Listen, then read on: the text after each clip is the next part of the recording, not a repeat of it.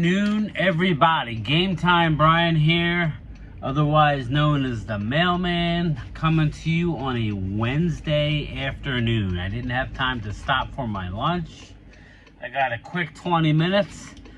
I want to bang out my part 4 of a 4-part series previewing the NFC East. I'm on record with the Eagles going 11-6. I got the Giants having 10 wins, and I believe I have the Commanders at 7-10. So Eagles 11-6, Giants 10-7, Commanders 7-10. Now I did do this literally right after the schedule came out with my partner Primetime Phil. A couple days after, I was down visiting him. We just quickly went over the schedule. You know how these things go, people. This is just an early forecast. I'm going to be a little bit on the conservative side, just looking at the schedule. But we're going to get into it. Like I said, this is part 4 of a 4-part series. We'll revisit this before the season. I just wanted to get this out. But as of today, it is less than 100 days until the kickoff, I believe, until that Thursday night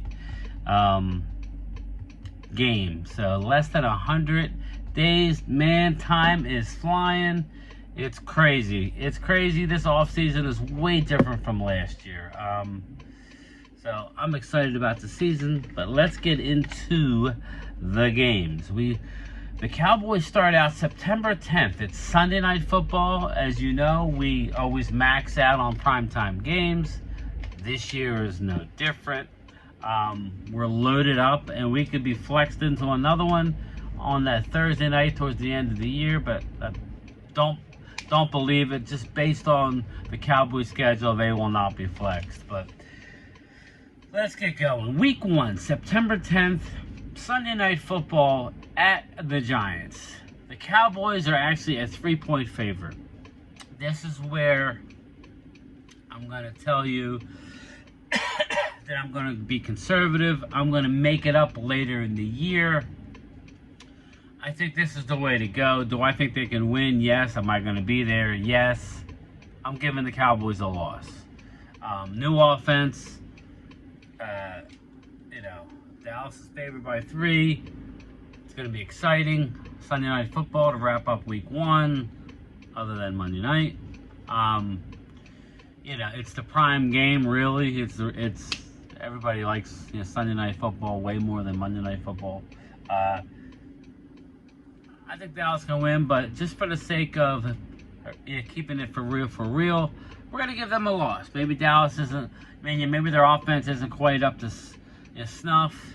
So we're going to go a loss, 0-1. Week 2. At home versus the Jets, Dallas is a 2.5-point favorite. Again, the lines are just to give you what is going on right now. Things can change. Dallas beats the Jets Week 2. No doubt in my mind. Aaron Rodgers coming into a new team. New offense, new everything. It's going to take them a while to get going. I do think the Jets will be a lot better. Week 2, I don't think so. Dallas gets the win Week 2. Week 3 at Arizona. Dallas is a touchdown favorite. Arizona is already tanking. They're just letting people go left and right. People are retiring. They cut DeAndre Hopkins. Arizona's not going to be very good. Dallas is a 7-point favorite on the road. Dallas will win that game. And rounding out the first month of the season, they come back home against New England. Dallas is a -6 favorite at home against the Patriots. They win that game. Week 4, October 1st, at home against New England, to end up 3-1 after 4 games. Week 5. They're back in prime time, people. They're back in prime time. They're back. Sunday Night Football. They're a 2-point underdog at the 49ers. I think the 49ers win the game, but this is one of those revenge games. But when we do W's and L's. I'm going to give them an L here. Maybe they win this one. Maybe they lose a game they should win. But I'm going to give them an L. So that gives... So they are 3-2 after 5. Now, they go...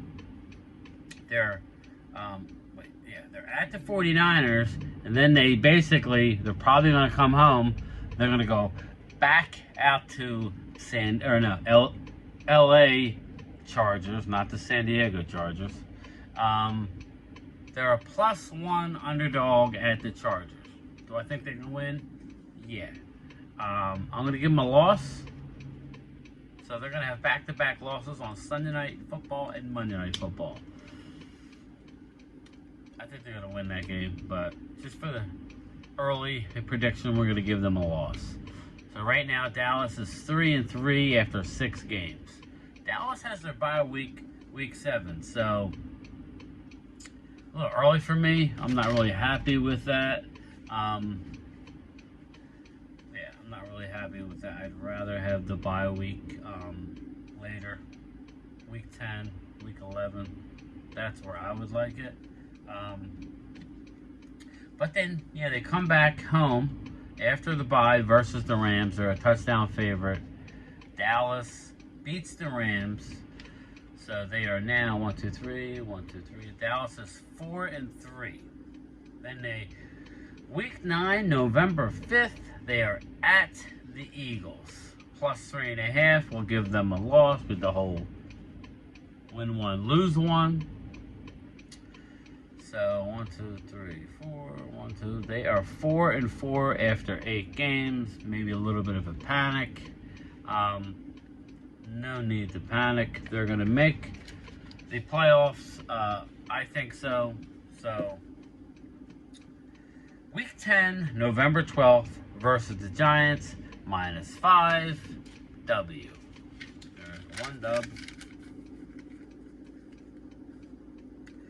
The following week is their only 1 o'clock game all year. Believe it or not, it's their only 1 o'clock game all year. At the Carolina Panthers, I might go to that game as well. They're a 3.5-point favorite. They're going to win that game. So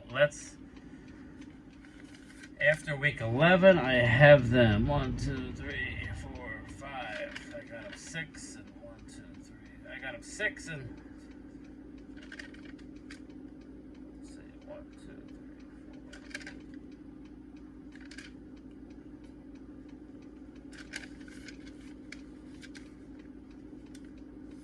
Oh yeah, because of the bye week. I got them 6-4. 6-4 after 10 games. Then they come back Thanksgiving 4 days later versus the Washington. I don't know what they're going to be called. Maybe the Commanders still. Washington football team. Who knows? They're going to get a win. They're a 6-point favorite on Thanksgiving. Then they play the following Thursday again on prime time at home versus the Seattle Seahawks. They're a 3.5-point favorite. They're going to win that game. Again, it's different playing the 12th man in Seattle. Obviously, it's different playing against the 12th man rather than being at home. So I like the Cowboys to stay home and win that following Thursday. This is a nice little stretch. That Panthers game is going to be key. If we can win that game, come home, win on Thanksgiving, win the following Thursday at home, your favorites in all these games, then you have a 10-day rest, okay? And you're playing the Eagles, where the Eagles, this is their 3rd game in a row on the road. Dallas has a 10-day rest on Monday Night Football. Dallas is a 1-point favorite as of now. Dallas wins that game. So now Dallas is on a roll. 1, 2, 3, 4, 5, 6, 7, 8. 2, 3, 4, 5, 6, 7. Now let's see. Dallas beats the Eagles, so they're 1, 2, 3, 4. They won 4, 5, 6, 7, 8, 9, and 1, 2, 3, 4. Dallas is 9-4 at this point. Week 15 at the Bills. It's going to be frigid, frozen, not the best of situations. They're a 4-point underdog in Buffalo. They're going to lose in Buffalo. That's just a horrible spot for them to be. Week 16 at the Dolphins. In an effort to keep it real, they're a 1.5-point underdog. I'm going to give them a loss. Now, this is yet another game I think they can easily go in and win. Just remember that, people. I'm being ultra conservative with my first real run-through of the schedule. Ultra conservative. Remember that when it comes down to who do you think is going to win that division. So I got them losing there. So now they are 9-6. Then they come home. Saturday night game versus the Lions. They're a 4-point favorite. I have them winning that game. That's 10-6. And then this is where I go against what I said earlier. Now, I've already given Dallas a couple losses where I think they're going to win. This is the lone game, interdivision game between everybody. Eagles could win one of these as well. Week 18 at the Commanders. I think Dallas wins. I think that this is one of those games I was going back and forth on. They're not going to lose back-to-back years in Washington. They're not.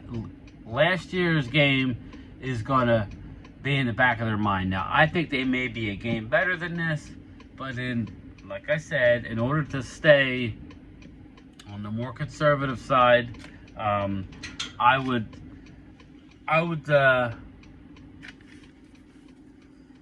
think usually your first assumption is normally your best assumption. I'm going to give them a win at the football team / Commanders / we can't say Redskins, whatever. So that's going to give them a final record of 11-6. If that is really the case and the Eagles are 11-6, they're definitely going to win that game. They could win a game earlier, lose this one, rest half the team. We don't know. With the one team that gets a bye in the whole conference, and I don't think that's going to be Philly or Dallas. I really think it might be the Niners that have home field. These games towards the end of the year, your seeding may be locked in. You might have 10 wins at this point, like I have, and just rest everybody knowing you already got a wild card game that's already set where you can't improve your seeding. Then you basically, you sit everybody. It sucks, but that's how it is. So I have Dallas at 11-6. I have Eagles at 11-6. That should be very interesting. I think they each could be better by a game or so. Maybe worse by a game or so. I have the Giants right on our heels. And I have the Commanders. After looking at that schedule, we already went over that schedule. It's pretty rough. I think Sam Howell is going to have a rude awakening. I think, now the teams are going to be able to prepare for him is going to be a lot different. So, 11-6, there you have it. Just a couple things before I let you go. Mike McCarthy, he had off-season back surgery. Supposedly, it's pretty significant. You won't see him until training camp. So, we wish him a speedy recovery. DeAndre Hopkins, that's the biggest. Dallas is actually the favorite to land him per Vegas, which is such BS. There's no chance in heck that we pick up DeAndre Hopkins. It's not going to happen. Listening to Brian Broaddus was just a little while ago. He's got that gang of 7, basically GM. Some actual GMs, he doesn't name them, but they're his buddies. A lot of them think that DeAndre Hopkins has lost a step or two. But that's not to hammer DeAndre Hopkins. He still is an awesome catcher of the football. He just lost a little speed. He's still going to rack up the catches, and the problem is he's not going to come off that number. You saw what OBJ, is getting this year from the Ravens, and he didn't even play last year. Hopkins is going to catch 70 balls. He just is. He's a first down machine. He's a red zone machine. I just don't think, now that we have Cooks, and I expect Jalen Tolbert to have a big bounce back. If you remember correctly, Jalen Tolbert was banged up and doing work on the side with Britt Brown for 3/4 of the OTAs and training camp. For a young guy like that, some people had a second-round grade on him coming out of South Alabama. He was a stud, run after catch. He was a man amongst boys at times. So do not panic.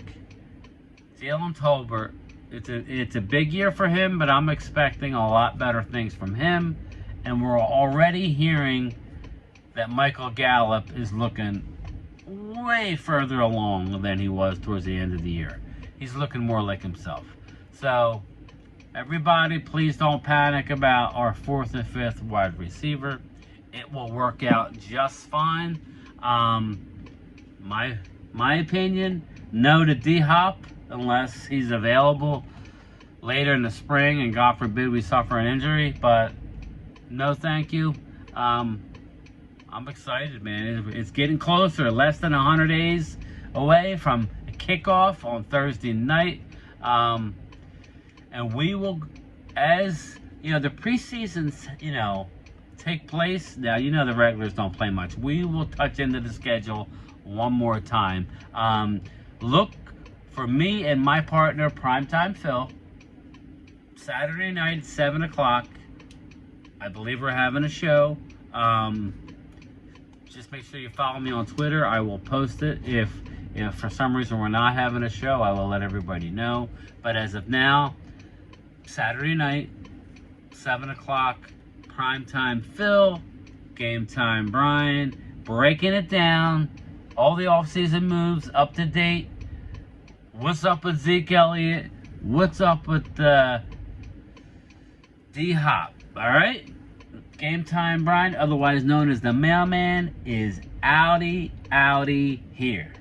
Peace.